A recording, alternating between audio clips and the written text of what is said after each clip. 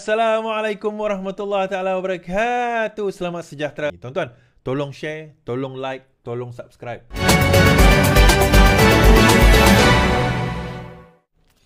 TMJ Sultan Ibrahim jadi agung nanti masa yang sangat menarik menurut TMJ. Menurut Tengku Mahkota Johor, berikutan kejatuhan keruntuhan kerajaan pada 2020, peranan Raja-Raja Melayu dalam politik dan pentadbiran negara semakin penting. Sejak pilihan raya umum 2018, Raja Melayu telah merungkaikan episod politik dua rampasan kuasa di tengah pandemik COVID-19 dan kebuntuan selepas pilihan raya negara tahun lepas. Sultan Pahang, Sultan Abdullah Ahmad Shah yang menjadi di-Pertuan Agong ketika perlukan politik menyaksikan 3 Perdana Menteri mengangkat sumpah akan berundur pada Januari tahun hadapan. Baginda akan berundur. Baginda akan digantikan oleh Sultan Johor, Sultan Ibrahim, dan Tunku Mahkota menjelaskan ayahandanya mempunyai agenda yang sangat jelas apabila menjadi agung kelak. Baginda berkata, dia selalu cakap tentang mengembalikan order pemerintahan kerana dengan situasi yang kurang stabil di dalam negara. Jadi baginda nak memberi lebih kestabilan kepada negara, kata Putera Mahkota itu dalam siaran Keluar Sekejap malam tadi. Tengku Ismail juga percaya pemerintahan ayahandanya akan menjadi masa yang sangat menarik. Jadi ke bawah duli, Sultan Ibrahim ada rancangan dia. Dia nak bekerjasama ataupun berkongsi pendapat dan pandangan kepada Perdana Menteri. Kita akan lihat, katanya. Apabila mengulas mengenai prestasi Perdana Menteri Anwar Ibrahim, Tengku Ismail berkata, sebagai warga negara, baginda turut mempunyai hak untuk mengulas mengenai perkara politik. Kedua-dua Sultan Ibrahim dan Tengku Ismail seringkali menyuara pendapat mengenai pelbagai isu, baik peringkat negeri ataupun nasional. Sementara itu, Puteri Mahkota juga berkata, ayahandanya tidak akan berkompromi dalam hal menjaga kepentingan rakyat. Dia akan menjadi agung yang no nonsense, iaitu tegas bila berkaitan dengan kepentingan terbaik negara. Jadi, dia tegas tapi memahami, kata TMJ.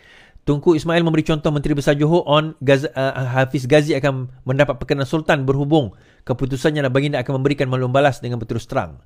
Pelantikan On sebagai Menteri Besar Johor merupakan detik krisis politik. Antara detik krisis politik. Ini kerana BN Johor pada awalnya telah menggembar-gemborkan Hasni akan menjadi Menteri Besar.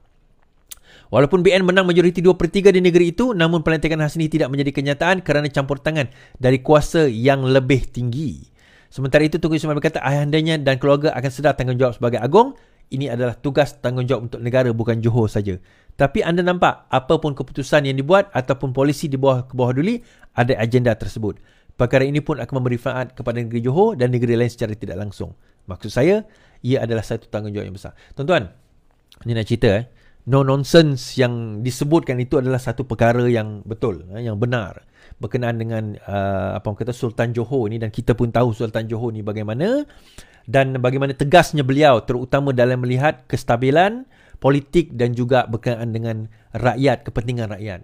Jadi perkara ini sebenarnya yang kita perlukan dalam kita menghadapi ketidakstabilan politik sekarang ini. Dalam pada pembangkang masih lagi bercerita soal tentang nak menjatuhkan kerajaan, menumbangkan kerajaan, menjatuhkan kerajaan.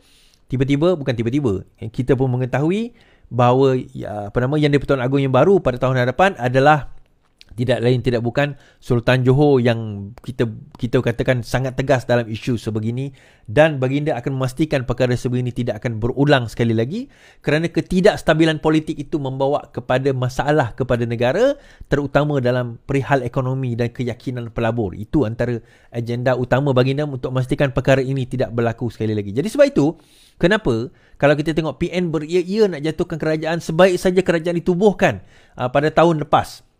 Beria-ia mereka nak jatuhkan kerajaan satu demi satu.